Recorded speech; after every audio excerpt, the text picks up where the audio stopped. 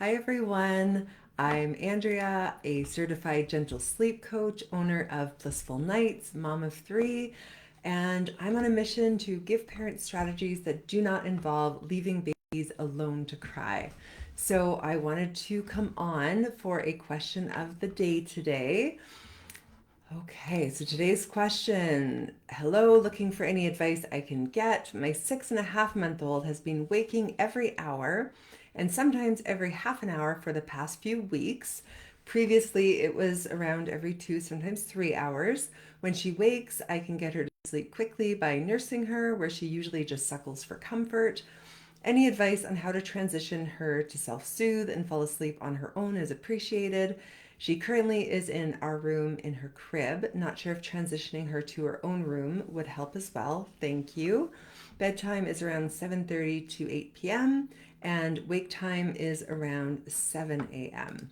Okay, so 6 months, lots going on developmentally between 5.5 and 6.5 months. And I noticed you mentioned your little one 6.5 months, and the disruption started a few weeks ago.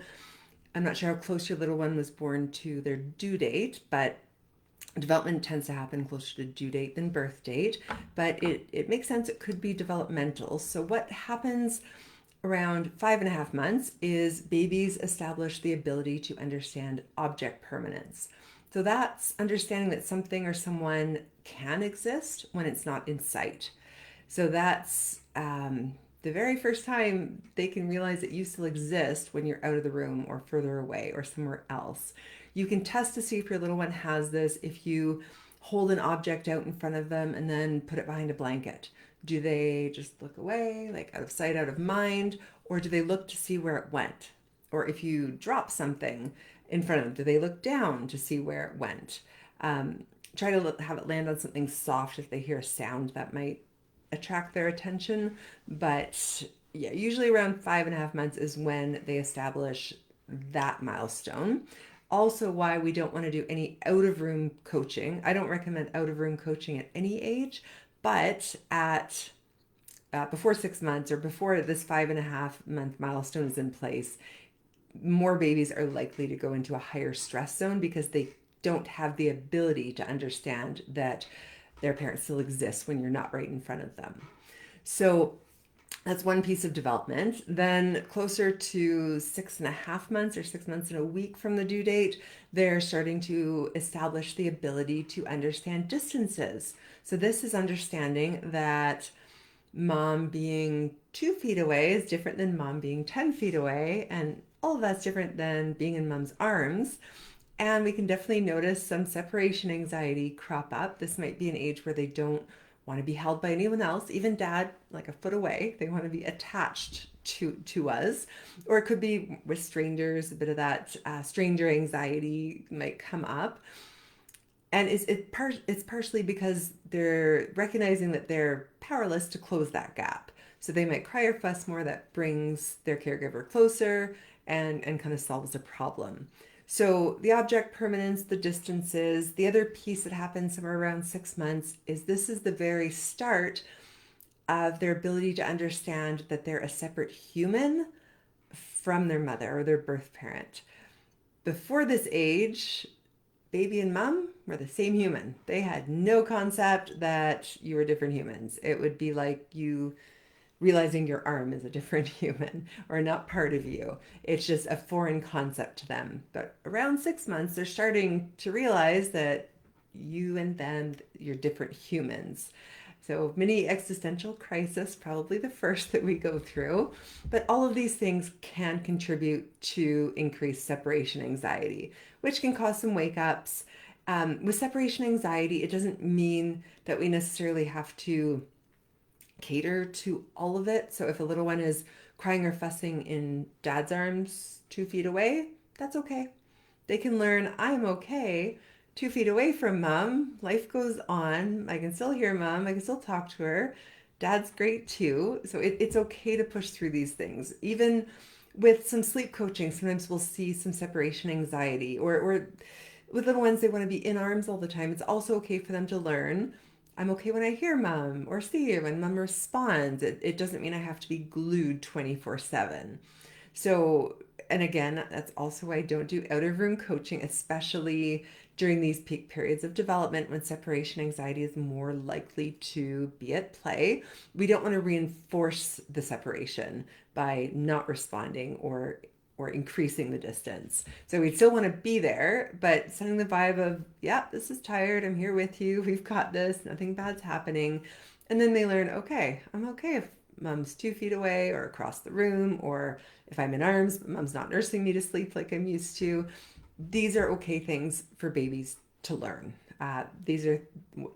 These fall in the category of positive stress, and we all go through stressors every day. Our babies do too.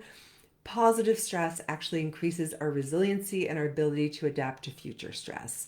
So that's things like not getting our way, learning to share, wanting to communicate, but you don't have words yet, wanting your body to move, but you can't tell it where to go yet. So there are a lot of things that don't work out, especially for a little person in a daytime.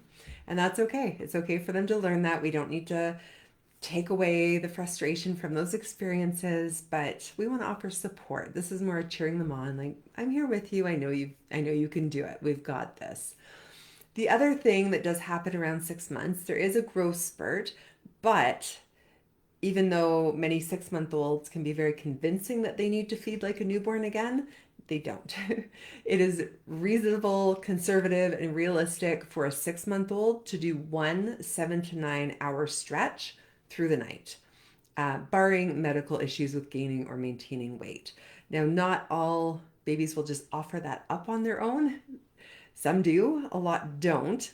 So if we also want to look at if they're in a pattern of feeding frequently through the night, their body's used to taking in calories through the night, probably a fair number. Then they wake up the next day, they can have more distracted feedings, go into the next night, they're more hungry, and it carries on. The body produces hunger cues because it's used to taking calories through the night.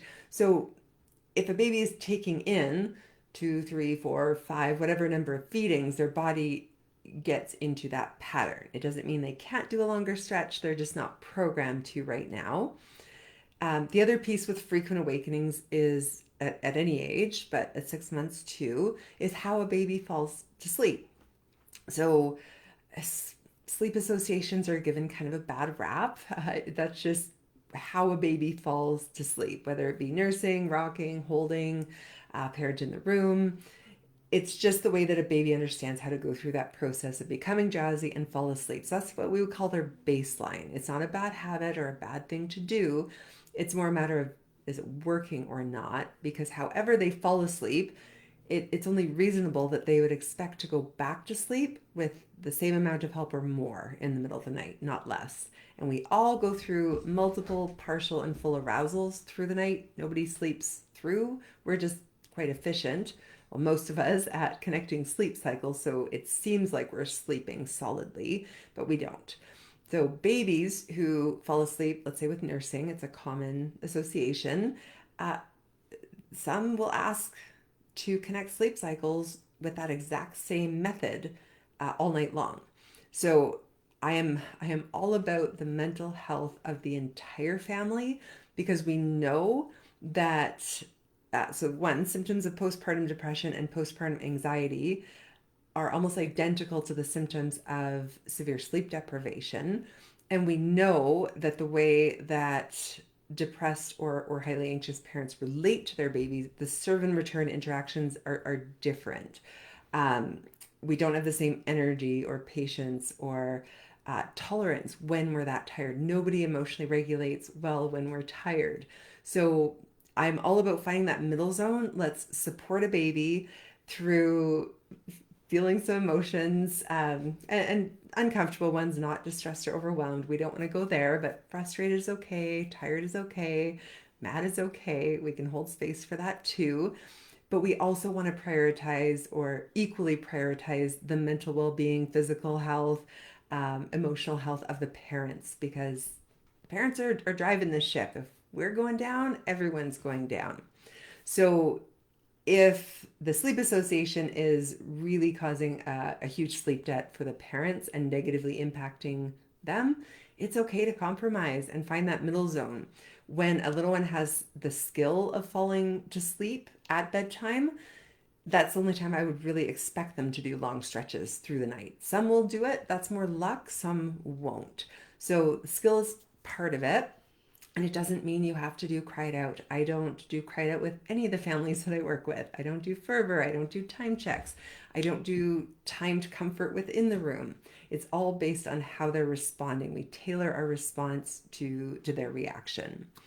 Um, Wake ups can also be if a little one's overtired. So before 6 months, 30-minute naps are pretty normal and they're not harmful. But after 6 months, I start to call them disaster naps because they give a little one a tiny refresher, but none of the deeper, more restorative part of the sleep cycle, which helps them make it to the next nap time. So if they're past 6 months and still doing 30-minute naps, they're probably going to reach bedtime with some elevated cortisol and adrenaline levels, which makes it harder to fall asleep, more likely to see frequent awakenings, long awake periods, early rising, or any mix of those things.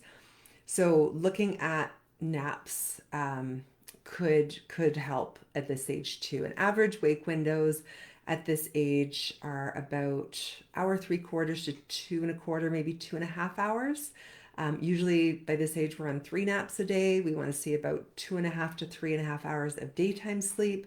And then at night, we usually want to see 11 to 11.5 hours of sleep with one feeding in there. So one 7 to 9 hour stretch would be reasonable, and one feeding overnight would be a realistic goal to work towards. And again, it's not overnight. It takes some time to transfer those calories from nighttime to daytime. I prefer to do it in a more gradual manner because coaching a hungry baby, it just doesn't really seem like a fun thing to do. So I hope that helped. If you do need any support or guidance in this process, you're welcome to reach out to me. I offer free introductory 15-minute phone calls. My email is andrea@blissfulnights.ca. I offer group online video coaching, and I also offer one-on-one coaching where you don't have to think about a thing. I just guide you through the whole process and we get your little one sleeping in a way that feels good to you. Have an amazing rest of your Wednesday. I hope you're enjoying National Sleep Week. I don't know if you are aware, but Friday is International Sleep Day. So stay tuned through my channels, but I'm going to be doing something fun on Friday.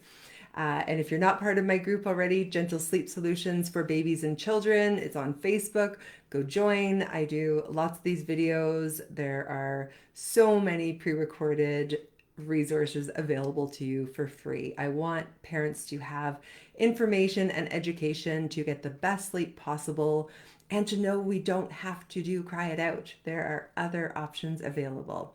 Have a wonderful day.